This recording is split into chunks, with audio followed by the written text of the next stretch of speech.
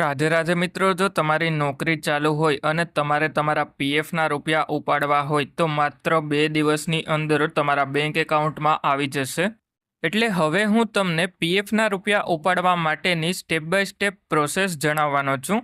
અને પીએફના રૂપિયા નોકરી ચાલુ હોય ત્યારે કેટલા ઉપાડી શકાય એની વાત કરીએ તો એના માટે સૌથી પહેલાં તો આપણે પીએફની પાસબુકમાં લોગિન કરવું પડશે.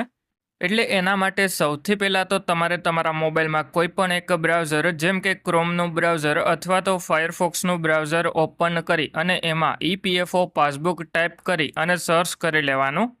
એટલે પછી તમને ઈપીએફઓ પાસબુકની ઓફિશિયલ વેબસાઇટ જોવા મળી જશે અને આ વેબસાઇટની લિંક તમને વિડીયોના ડિસ્ક્રિપ્શનમાં પણ જોવા મળી જશે.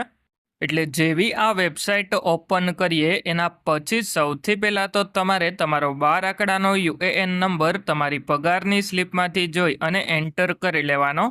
અને પછી તમે જે પણ પીએફનો પાસવર્ડ સેટ કરેલો હોય એ એન્ટર કરી લેવાનો. અને પછી તમારે કેપ્ચામાં ઉપરની તરફમાં આ જે કેપ્ચા છે એ નીચેની તરફમાં એન્ટર કરી લેવાનો. અને જો કેપ્ચા સમજાતો ના હોય તો રિફ્રેશ બટન ઉપર ક્લિક કરી અને કેપ્ચા રિફ્રેશ કરી લેવાનો.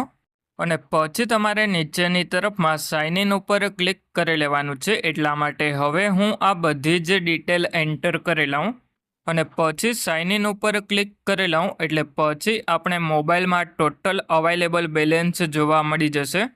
અને નીચેની તરફમાં તમને એમાં એમ્પ્લોયી શેર અને એમ્પ્લોયર શેરમાં કેટલા પીએફના રૂપિયા જમા થયા એ જોવા મળી જશે. એટલે પીએફના રૂપિયા નોકરી ચાલુ હોય તો એમ્પ્લોયી શેરમાંથી 75% જેટલા જ પીએફના રૂપિયા ઉપાડી શકાય.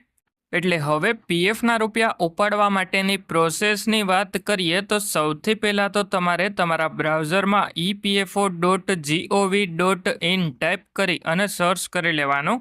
એટલે જેવા તમે epfo.gov.in ટાઈપ કરી અને સર્ચ કરો એના પછી ઈપીએફઓની ઓફિશિયલ વેબસાઇટ તમને જોવા મળી જશે. એમાં નીચેની તરફમાં આવી જવાનું અને વિડ્રો પીએફમાં એપ્લાય નાવ ઉપર ક્લિક કરી લેવાનું.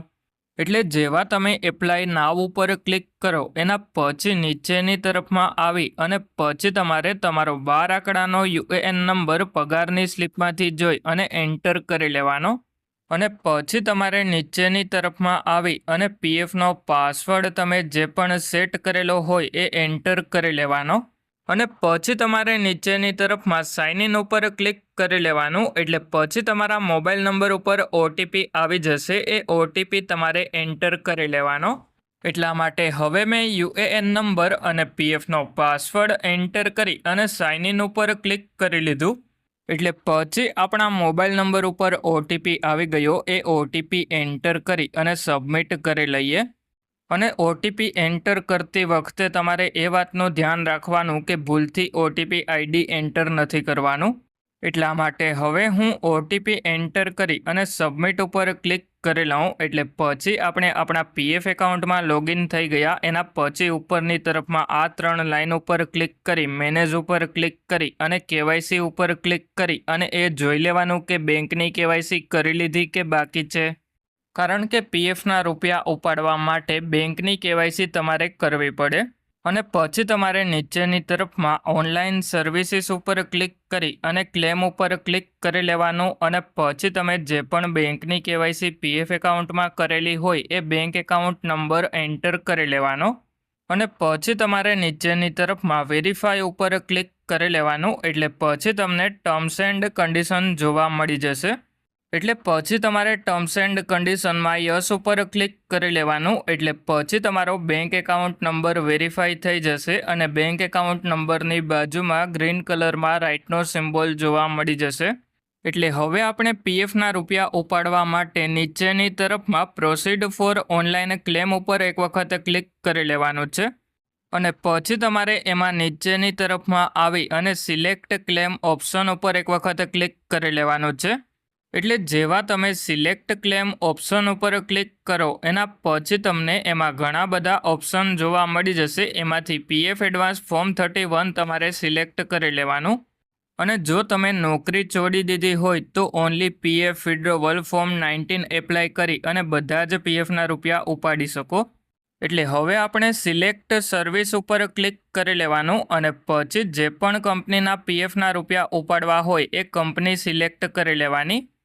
એટલે જેવા તમે કંપની સિલેક્ટ કરો એના પછી નીચેની તરફમાં સિલેક્ટ એડવાન્સ પેરા ઉપર ક્લિક કરી લેવાનું અને પછી એમાં ઇલનેસ ઓપ્શન સિલેક્ટ કરી લેવાનો.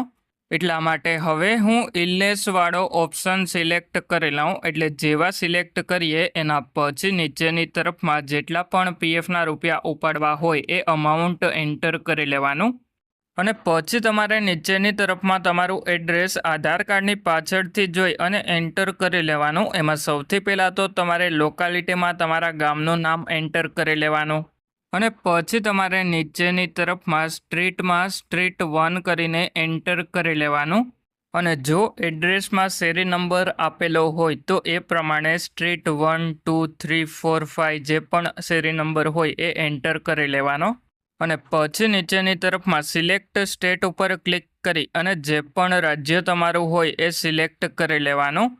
એટલે જેવા તમે રાજ્ય સિલેક્ટ કરો એના પછી નીચેની તરફમાં સિલેક્ટ ડિસ્ટ્રિક્ટ ઉપર ક્લિક કરી અને જે પણ તમારો જિલ્લો હોય એ એન્ટર કરી લેવાનો અને પછી તમારે નીચેની તરફમાં સિટીમાં તમારા તાલુકાનું નામ એન્ટર કરી અને પછી 6 ડિજિટ પિનકોડમાં તમારો જે પણ પિનકોડ લાગુ પડતો હોય એ એન્ટર કરી લેવાનો અને પછી તમારે નીચેની તરફમાં આવી જવાનું અને ગેટ મોબાઈલ ઓટીપીનો ઓપ્શન જોવા મળી જશે. એની ઉપર ક્લિક કરી લેવાનું. એટલે પછી તમારા મોબાઈલ નંબર ઉપર ઓટીપી આવી જશે.